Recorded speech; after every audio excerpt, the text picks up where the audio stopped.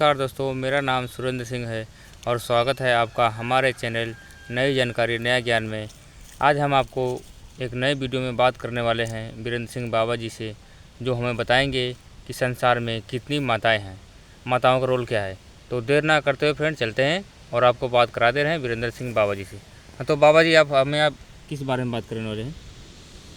आज हम बात करेंगे माता के बारे में कि माताएं सबसे बड़ी माता कौन होती है। माता का मतलब होता है जो जैसे ममता का सागर और जो है कि ममता का भंडार माता को कहा जाता है। और माता की बात करने से पहले आप एक बात समझ लीजिए कि जो ईश्वर है, हम लोग ईश्वर का पूजा करते हैं, भगवान का पूजा करते हैं, पर भगवान माता का स्वयं पूजा करता है। क्यों करता है उसके बारे में बाद में बात करेंगे। पहले आप एक बात समझ लीजिए कि माता कितनी होती हैं। तो पहले नंबर पे माता हो गई पृथ्वी माता, एक नंबर पे। दूसरे नंबर पे गंगा माता, और तीसरे नंबर पे अन्नपूर्णा माता, और चौथे नंबर पे वनस्पति माता, और पाँचवें नंबर पे गौ माता, और छठवें नंबर पे लक्ष्मी माता, और सातवें नंबर पे आपकी माता की माता, और आठवें नंबर पे आपकी माता, और नौवें नंबर पे अग्नि माता। 9 माताएं हो गई।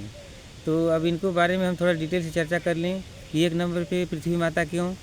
क्योंकि पृथ्वी माता एक ऐसी माता है जो सबको पालती पोसती हैं। जैसे कि गंगा माता हैं तो किनका देन है? पृथ्वी माता का देन है, क्योंकि पृथ्वी माता उनको अपने ऊपर ओजी हैं, अपने ऊपर रखी हैं, तभी वो हैं। नहीं अगर वो अपना भार थामती उनका गंगा माता का, तो गंगा माता पातालपुरी में चली जाती। हम लोगों को गंगा माता का दर्शन भी नहीं होता, पानी भी काम में नहीं आता, क्योंकि उन्हीं का देन है कि हमको जल पीने योग्य मिलता है। गंगा हमेशा शुद्ध रहता है, वो गंदा कभी नहीं होता। क्यों नहीं होता? क्योंकि गंगा में बहुत तेज़ी से फिल्टरिंग का काम होता है। जो लोग ये कहते हैं कि गंगा गंदा हो गया, उनका दिमाग गंदा है। क्यों गंदा है? उनका विचार गंदा है। तो अपने विचार को पहले शुद्ध करें। गंगा में फिल्टरिंग का काम बहुत तेज़ी से होता है, इसलिए गंगा माता कभी गंदा नहीं हो सकती है।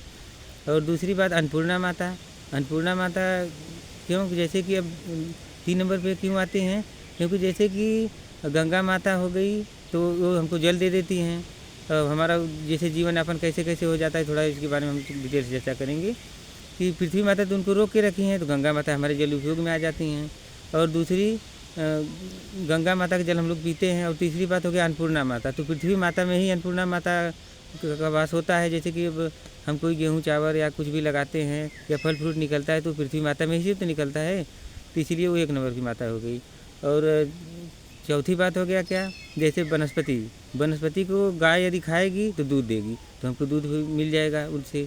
अगर यदि किसी कारणवश मान लीजिए हमारी माता मर गई, जैसे प्रसव के टाइम बच्चा हो रहा है उसी टाइम अगर माता मर गई, तो हमको दूध चाहिए, तो दूध कहाँ से आएगा? गौ माता से आएगा। तो गौ माता का भी योगदान हमारी ज़िंदगी में है, क्योंकि बच्चे से हमको पालेंगी, दूध देंगी, तो उनको भी तो पाली है पृथ्वी माता। क्योंकि अगर वनस्पति रहेगा तभी तो खाएंगी, तो दूध देंगी, तो हम उसको पी कर जिए जाएंगे। और उसके बाद जो हो गया लक्ष्मी माता क्यों? यदि आप कोई ग्वाल बाल के पास जाएंगे, यादव के पास जाएंगे, बोलेंगे हमको दूध चाहिए, तो फ्री में तो देगा नहीं, तो इसके लिए पैसा चाहिए। तो पैसा रहेगा तो आप पैसा दे करके दूध ले लेंगे, तो आपका काम बन जाएगा। उसके बाद जो हो गया आपकी माता की माता। जैसे आपकी माता है तो डायरेक्ट तो कहीं से आई नहीं होंगी, किसी न कोई ना कोई माता तो उनको पैदा की होंगी, तो इसीलिए आपकी माता से बड़ा वो माता। फिर उसके बाद जो है आपकी माता, जो आपको पैदा की हैं। और उसके बाद जो है अग्नि माता। क्यों अग्नि माता? जैसे कि अग्नि माता का विकल्प लास्ट ये हो गया कि जैसे कोई जब मरता है तो उसको अग्नि में दहन करना पड़ता है, तो उस समय हमें अग्नि माता की ज़रूरत पड़ जाएगी, तो अग्नि माता अपना अंतिम काम कर देती हैं। और जैसे कि मान लीजिए गाय का दूध हो गया, तो गाय का दूध कभी कभी ऐसा होता है, लोग बोलते हैं कि हम दूध नहीं पियेंगे, या दूध पियेंगे तो कच्चा ही पियेंगे, तो हमें पनीर देखने को नहीं मिलेगा। छेना क्या होता है, घी देसी क्या होता है, कैसे निकलेगा? दूध को गर्म करना पड़ेगा।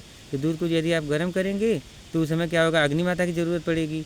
तो अग्नि माता रहेंगी तभी ना दूध गर्म होगा, तो उसमें साड़ी निकलेगा। जैसे साड़ी हो गया, साड़ी निकलेगा तो उसको हम महेंगे करके रही से, जैसे नहीं औरतें सब घर में दही को ऐसे ऐसे करके महती हैं, तो उसमें से मक्खन निकलता है। तो मक्खन को हम लोग गर्म करते हैं तो उसमें घी निकलता है। तो घी कब निकलेगा? जब उसको हम गर्म करेंगे, तो उस समय हमें अग्नि माता की ज़रूरत पड़ेगी। इसीलिए लास्ट जो माता हमारी हो गई वो अग्नि माता हो जाती हैं। इसीलिए बस हमारी बात खत्म इसी के लिए। तो फ्रेंड आज बात कर रहे थे वीरेंद्र सिंह बाबा जी से, जो हमें बताए कि माता कितने होते हैं और माताओं का रोल क्या है। अगर आपको समझ आया तो ऐसे वीडियो मिलता रहेगा। धन्यवाद फ्रेंड्स।